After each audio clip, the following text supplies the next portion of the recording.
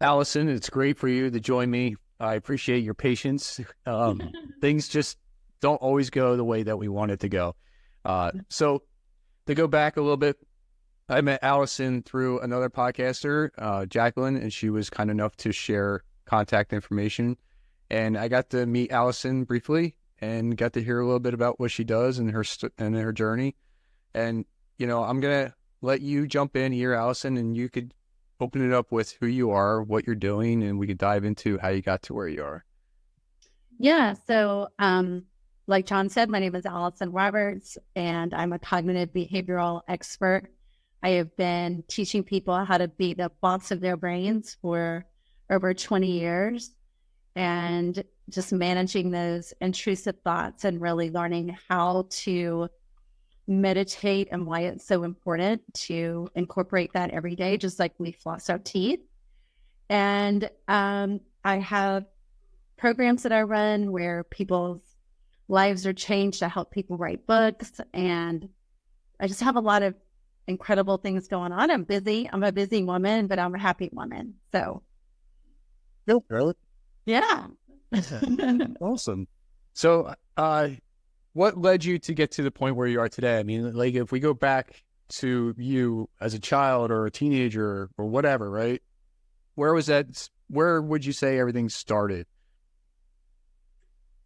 Definitely, you know, when I was 5 years old, I lived in a horrifically violent, abusive household. And I remember sitting in this closet. I was hiding from my mom. My dad never participated in it, but it was just my mom was the abuser. And she would wait until we left, and then she would just go to tell on us. But I was sitting in my closet and I was holding my baby doll. Her name was Amanda. And I remember the feeling of, I'm never going to do this. I'm never going to be like her. And the great news is that I'm not. Never have beat my daughter or, abused her, belittled her, or anything like that. But have made mistakes as a parent, right? Because I think that anyone who says that they've never made mistakes as a parent is living in some kind of delusion. But part of it was watching my daughter struggle with things that I didn't feel that she would ever have to struggle with because I had done all the right things. So that was kind of the door that kind of cracked open. And I'm kind of going backwards. Before that, the real estate market crash had happened and we lost everything. And when I say like everything, like we lost everything. I was doing cognitive work, but I had also decided that my side job was going to be rehabbing rental homes. And so even though my cognitive business is going really well, I got very ambitious with my rental properties and I made some really foolish decisions. And so that just, we lost it all. And then go back to when I was 19 and I also lost it all by a decision to leave a fiance. And I ended up living in my car while I was pregnant and just starting college. So why did I go backwards? Because first of all, it's never one thing. And secondly, we grow into who we become like all the time.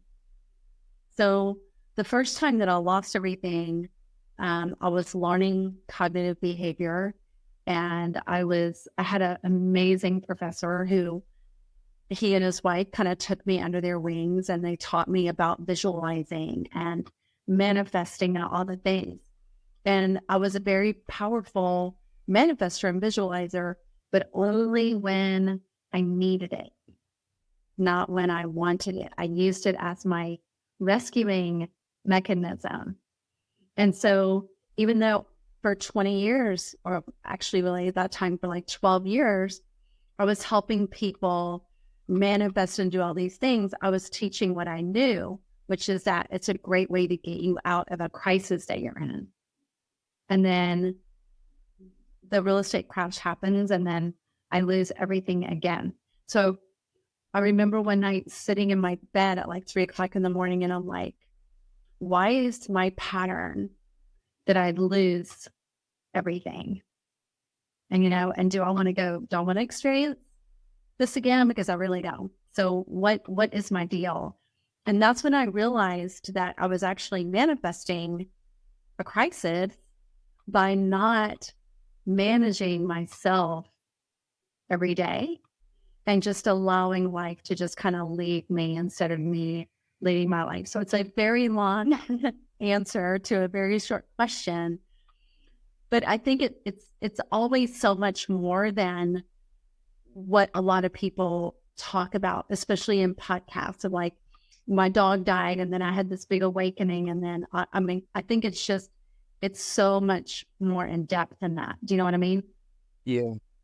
Now, I know you said that you kind of like failed in ways and things happened, but I mean, like that, you might have said it yourself, you became who you are today because of those things, right? Yes, I'm grateful for all of it. Exactly. So you had to go through that, and some people don't understand that. They just get depressed and they never rise up out of the ashes, and become better than who they were. But yeah, you were able to look back at the past and appreciate what you went through to get to where you are today. So I mean, so right now you are manifesting daily or something? Is that like a practice that you just keep on doing? And, kind of like, what would that be? Is it meditating? I know you mentioned meditating earlier. Is that what you would call it? Yeah. So in the morning, before I do anything, I meditate. My feet don't hit the floor until I have meditated, at least, and people are like, well, what if you have to go to the bathroom? What do you do? And then I'm like, well, then I'll meditate for a couple of minutes and then I'll come back and finish meditating. But the reason being is because if we are making it that big of a commitment, because our brain is always like, I don't have time. I don't have enough. I don't have this. I don't have that. If you get up out of bed, you're done. Like the second that you hit the floor, if you don't purpose it, that you're going to put yourself first in the morning and meditate, then the second that you put your feet on the floor, you're giving your power away to the day. So I lived a life where I was hustle and grind. My feet would hit the floor, and then I would end up telling myself all day long, I'll meditate tonight. I'll meditate tonight. I'll do it tonight. I'll do it tonight. And then tonight came and I would never meditate. Or I fooled myself into thinking that I was meditating at night when what I was really doing is falling asleep. So yes, I meditate every day for a minimum of 20 minutes. And in that meditation, first of all, I give myself a lot of grace for the space that I'm in right now, whatever space that may be. And then I visualize the next thing that I want and I experience it first. So you're actually building your future memories in the present. You're feeling the emotions, right? Yes. Yeah. It feel pretty good. Yeah, it feels amazing. Right. And then, so you do this and let's go back a little bit. When did you really start manifesting? Was it around 19 or something? You said you were, came across these people. And so it was from there till now, and obviously you're going to continue this out, right? And your life got so much better just from you. I mean, it's a start, right? It wasn't like everything, right? You were able to, you had to put action into what you wanted as well. Oh yeah, you can't just, I think that's a big disservice that the movie The Secret does, is they leave out the action part. I mean, I love the movie. I still watch it sometimes, and I really need to just be like, okay, let me get back into this whole visualizing thing, right? put your hands on the car and you're in the car and you're driving the car and, the wind is in your hair and all this. Like all that's great. That's wonderful. But you can't just sit on your living room couch eating Doritos and watching reruns of Scooby-Doo and have the universe just, drop the Ferrari in your living room. I mean, you have to give the action its due. Yeah. And so manifesting, would you put that like up there with affirmations and stuff? Would you include that with part of this? Not a big fan of affirmations. Okay. The reason being is because a lot of people say them and they don't mean them. They don't feel them in their body. Mm-hmm. Right. So if I want to be a rock star and I walk around saying, I'm a rock star, I'm a rock star, I'm a rock star. But inside your brain, it's like, you're a liar, you're a liar, you're a liar. That it doesn't, you're kind of, one cancels out the other. Now, if you believe the affirmation, and you really are married to the affirmation, then what I would say is put the words down and just get into the feeling. Because the feeling is where the frequency is. And then you run with that feeling to go pursue what it is that you're saying you are. Yeah. Yeah. Yeah. Okay. That's interesting. I'm glad you shared that your thoughts on affirmations and stuff, because people are back and forth, right? They might believe them, they might not. So you mentioned parenting with your daughter and stuff, and you're perfect. We get that. Like, no, I'm just kidding. But but that's the thing. Like, I'm a parent as well, and us as parents, we feel like we set the bar so high that we'll never be perfect, when actually you are better than your mother, your past, and you're better than what you were when you first had your daughter. So you'll never hit that bar. But what would you say that you did raising your child to allow her to not be what you experienced? Like, you didn't want that. You said when you were in the closet holding your doll, you didn't want that to happen, become present for the daughter that you would have. So, I mean, what did you wind up doing then? I worked on myself. Mm-hmm. I think that so often we want our children to be proof that we're better. And we're hoping for that, right? But I worked on myself. When I made mistakes, I sat her down and said, Mommy made a mistake and I'm so sorry. Even if it was just a little thing, snapping at her or, losing my temper, not even at her, but like with somebody in the, drive through or in traffic or something, I would say, I messed up, and I'm so sorry. I think that when we show our kids that, we're not perfect and we're willing to say it out loud and apologize to them, it gives them the space to not have to be perfect. It gives them the space to understand that they can make mistakes and still be loved and still be seen and heard. And for us, I can't speak for everyone, but for us, that was the glue. And we're, she's a mom, and I see her emulating that, with my grandson, and it's a beautiful thing. That's great. Yeah. And, it hopefully it opens up that window where they can come back and talk to you and say they messed up too. Because that's what you want. You want to reciprocate, and have that balance where you can talk to each other, like almost like you're both parents in a way, right? or adults. I mean, no,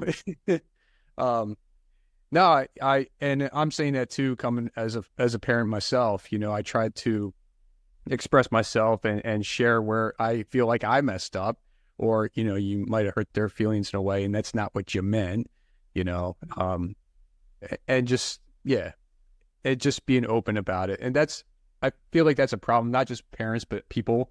They just don't open up and share their thoughts, the way that they meant to say it, and the other person took it a totally different way, Exactly. Yeah. So I mean, besides meditation and everything else that you're, what else are you doing with your cognitive behavior? Since you're an expert in that area, what else are you doing besides meditating then? So I have a sign up in my bathroom, and it says, expand your mind, move your body, prosper. And I think that, every day I try to learn something new, even if it's just a tiny little thing, a new word, or watching someone on YouTube doing something that I don't know how to do, change oil or something, just something. And then, just really moving like last night is so funny. So we've been traveling because we took clients on a retreat. And so I've been pouring myself into them, and I barely moved my body. And my Apple Watch basically sent me a message yesterday saying, "Are you still alive? Should we call someone? Like, what is the problem?" And so at the end of the day yesterday, I was so exhausted, and I was just like, you know what? I'm going to put a Star Wars movie on. And I put a Star Wars movie on that I've never seen before. And I walked in place the whole 2 hours and, 10 minutes. I just walked in place in front of my television. And then my Apple Watch is like, oh, good, great, awesome, you're alive. But it's really just being mindful of our present, and is our behavior matching like what we want for our lives and what we want to experience, right? I don't want to be someone who's so stuck in my ways that I never learn anything new. I don't want to be someone who doesn't move my body. I don't want to be someone who doesn't meditate. I don't want to be someone who doesn't visualize and bring beautiful things into my life. I don't want to be that person that passes the homeless person on the street and doesn't at least offer a hug or the rest of the water that's in my bottle or something, right?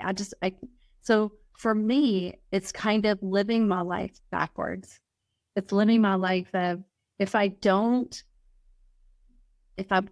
be this person in my beingness, then I'm going to be this person. And this person is not my highest, best self. Now, are there days that I don't live up to all of that stuff?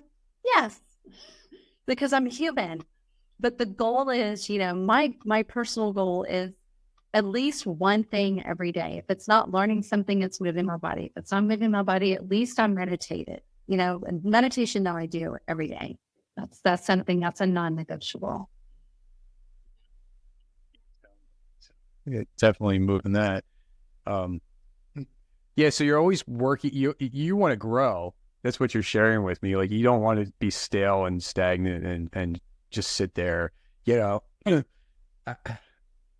How would you say one gets out of that, of just coming home and doing the things around the house and then just like crashing on the couch or whatever, right? Whatever people do now. What are your thoughts on how somebody can get out of something like that? The reason that people go home and crash on the couch is that they're hiding from themselves. And so often people are afraid to feel. They don't want to feel their anger. They don't want to feel their shame. They don't want to feel their fear. They don't want to face the fact that they're miserable at work, or that, they haven't kissed their spouse in 3 months. Like they just don't want to let most people run from their pain. So it's, the person that's listening to this, the thing that I have to say to you is that facing 5 minutes of pain will give you 5 hours of joy. It's amazing how just a little bit of the willingness to be like, how am I feeling about this? And just taking a piece of paper and a pen and writing it down and just looking at the words back at you. It's amazing the door that opens where you can finally just really be like, it's not as bad as I thought it was. And I can actually do something about this. Because we can do something about everything. We just choose not to. You're correct. You're absolutely correct. And it doesn't have to be something huge, right? It's just the first step, right? Right. It doesn't have to be, moving to Thailand and selling all of your stuff. Looking at me this month, it doesn't have to be that way. All right. But if you live in Thailand, you're already there. So you're good. But that's right. Yeah. No, but I mean, like for instance, like you meditate in the morning. So somebody could wake up and just start doing it for like a minute, maybe, right? And it doesn't have to be immediately. Yeah. So it could be something so small just to say, yeah, I sat there and I did it. And the other example I keep on hearing is like going to the gym. At least you got dressed or you put your clothes out or something, right? To kind of get you to that point, like, yeah, I'm going to go. And then eventually you'll go there. You can walk it. You'll go. You're right. Eventually. Yeah. Yeah, right. So the idea is to just do small steps to get to the point where you want to go. Yeah. No, that's exactly right. I agree with that, with what you're sharing. So what else? I mean, you meditate, what else are you doing? You have a morning routine that besides meditating to get your day going? Yeah, I like to spend 100 minutes after I meditate. I spend 100 minutes doing something that is productive because I know that the rest of the day is going to be, answering emails and chasing the moon, right? So that 100 minutes is either developing content or reaching out to people personally or professionally, or looking at my calendar and trying to see what the rest of my week is going to look like, or the rest of my 2 weeks or something.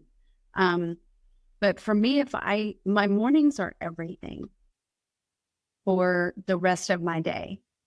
And so, I tell people it's like, and I know it sounds so cliche, but if you just really stop and think about this, and just put yourself as a person that hasn't brushed or flossed their teeth in 30 days. But your mouth it doesn't take long for your mouth to be in pretty bad shape, right? So I make meditation and those 100 minutes just as important as brushing and flossing my teeth. I mean, it has become a part of who I am. Right. And you started somewhere, and then over time you realize that this benefits me. Right. Yes. And that's why it sticks. Now you can always change that, right? I mean, you can, sure. Yeah. Yeah. So what would be the reason for changing it then? Lack of joy, lack of fulfillment, anything that starts to feel like you have to, Those people will be like, well, you have to brush your teeth. Yeah, but you're choosing to do it every day. You're choosing to buy the toothbrush. You're choosing to put the toothpaste on the toothbrush. You're not dragging yourself into the bathroom to brush your teeth. You want to brush your teeth. So the same thing happens with any routine that you get into. I used to meditate for 2 hours. Almost every single day. And I just, right. And I could go back to that, but right now 20 minutes works and it brings me joy and it makes me feel amazing. And, a year from now, I may be like, oh, I need to meditate longer. This is not long enough. Or maybe it'll go down to 10 minutes. I don't know, but divorce perfection. Because perfection is a killer. Yes, it is. Yeah.